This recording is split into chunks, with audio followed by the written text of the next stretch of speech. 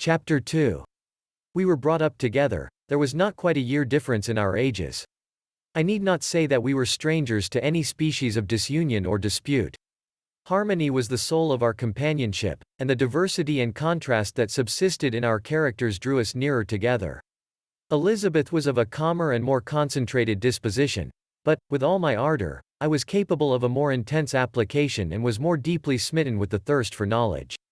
She busied herself with following the aerial creations of the poets, and in the majestic and wondrous scenes which surrounded our Swiss home, the sublime shapes of the mountains, the changes of the seasons, tempest and calm, the silence of winter, and the life and turbulence of our alpine summers, she found ample scope for admiration and delight.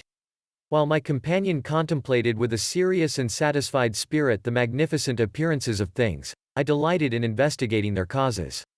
The world was to me a secret which I desired to divine. Curiosity, earnest research to learn the hidden laws of nature, gladness akin to rapture, as they were unfolded to me, are among the earliest sensations I can remember. On the birth of a second son, my junior by 7 years, my parents gave up entirely their wandering life and fixed themselves in their native country. We possessed a house in Geneva, and _campaign_ on Bellerive, the eastern shore of the lake, at the distance of rather more than a league from the city. We resided principally in the latter, and the lives of my parents were passed in considerable seclusion. It was my temper to avoid a crowd and to attach myself fervently to a few. I was indifferent, therefore, to my schoolfellows in general, but I united myself in the bonds of the closest friendship to one among them. Henry Clerval was the son of a merchant of Geneva. He was a boy of singular talent and fancy.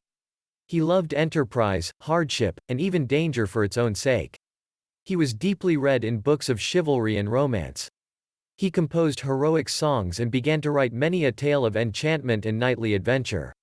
He tried to make us act plays and to enter into masquerades, in which the characters were drawn from the heroes of Roncesvalles, of the Round Table of King Arthur, and the chivalrous train who shed their blood to redeem the Holy Sepulchre from the hands of the infidels. No human being could have passed a happier childhood than myself. My parents were possessed by the very spirit of kindness and indulgence. We felt that they were not the tyrants to rule our lot according to their caprice, but the agents and creators of all the many delights which we enjoyed. When I mingled with other families, I distinctly discerned how peculiarly fortunate my lot was, and gratitude assisted the development of filial love. My temper was sometimes violent, and my passions vehement, but by some law in my temperature they were turned not towards childish pursuits but to an eager desire to learn, and not to learn all things indiscriminately. I confess that neither the structure of languages, nor the code of governments, nor the politics of various states possessed attractions for me. It was the secrets of heaven and earth that I desired to learn, and whether it was the outward substance of things or the inner spirit of nature and the mysterious soul of man that occupied me, still my inquiries were directed to the metaphysical, or in its highest sense, the physical secrets of the world. Meanwhile Clerval occupied himself, so to speak, with the moral relations of things. The busy stage of life, the virtues of heroes, and the actions of men were his theme, and his hope and his dream was to become one among those whose names are recorded in story as the gallant and adventurous benefactors of our species. The saintly soul of Elizabeth shone like a shrine-dedicated lamp in our peaceful home. Her sympathy was ours. Her smile, her soft voice, the sweet glance of her celestial eyes, were ever there to bless and animate us. She was the living spirit of love to soften and attract. I might have become sullen in my study, rough through the ardor of my nature, but that she was there to subdue me to a semblance of her own gentleness. And Clerval, could aught ill entrench on the noble spirit of Clerval? Yet he might not have been so perfectly humane, so thoughtful in his generosity, so full of kindness and tenderness amidst his passion for adventurous exploit, had she not unfolded to him the real loveliness of beneficence and made the doing good the end and aim of his soaring ambition. I feel exquisite pleasure in dwelling on the recollections of childhood, before misfortune had tainted my mind and changed its bright visions of extensive usefulness into gloomy and narrow reflections upon self. Besides, in drawing the picture of my early days, I also record those events which led, by insensible steps, to my after tale of misery, for when I would account to myself for the birth of that passion which afterwards ruled my destiny, I find it arise, like a mountain river, from ignoble and almost forgotten sources. But, swelling as it proceeded, it became the torrent which, in its course, has swept away all my hopes and joys. Natural philosophy is the genius that has regulated my fate. I desire, therefore, in this narration, to state those facts which led to my predilection for that science.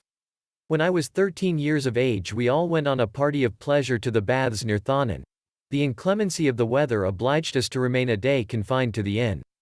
In this house I chanced to find a volume of the works of Cornelius Agrippa. I opened it with apathy.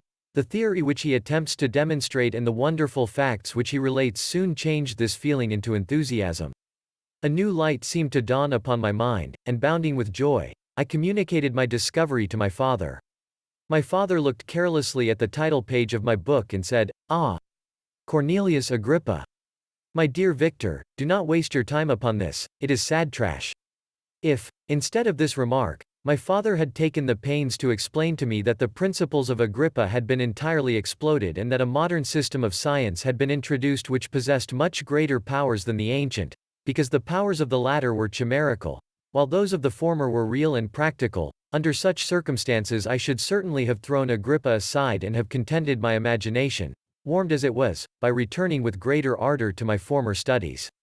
It is even possible that the train of my ideas would never have received the fatal impulse that led to my ruin. But the cursory glance my father had taken of my volume by no means assured me that he was acquainted with its contents, and I continued to read with the greatest avidity. When I returned home, my first care was to procure the whole works of this author, and afterwards of Paracelsus and Albertus Magnus. I read and studied the wild fancies of these writers with delight. They appeared to me treasures known to few besides myself. I have described myself as always having been imbued with a fervent longing to penetrate the secrets of nature. In spite of the intense labor and wonderful discoveries of modern philosophers, I always came from my studies discontented and unsatisfied. Sir Isaac Newton is said to have avowed that he felt like a child picking up shells beside the great and unexplored ocean of truth. Those of his successors in each branch of natural philosophy with whom I was acquainted appeared even to my boy's apprehensions as tyros engaged in the same pursuit. The untaught peasant beheld the elements around him and was acquainted with their practical uses. The most learned philosopher knew little more. He had partially unveiled the face of nature, but her immortal lineaments were still a wonder and a mystery. He might dissect, anatomize, and give names, but, not to speak of a final cause, causes in their secondary and tertiary grades were utterly unknown to him. I had gazed upon the fortifications and impediments that seemed to keep human beings from entering the citadel of nature, and rashly and ignorantly I had repined. But here were books, and here were men who had penetrated deeper and knew more. I took their word for all that they averred, and I became their disciple. It may appear strange that such should arise in the 18th century, but while I followed the routine of education in the schools of Geneva, I was, to a great degree, self-taught with regard to my favorite studies.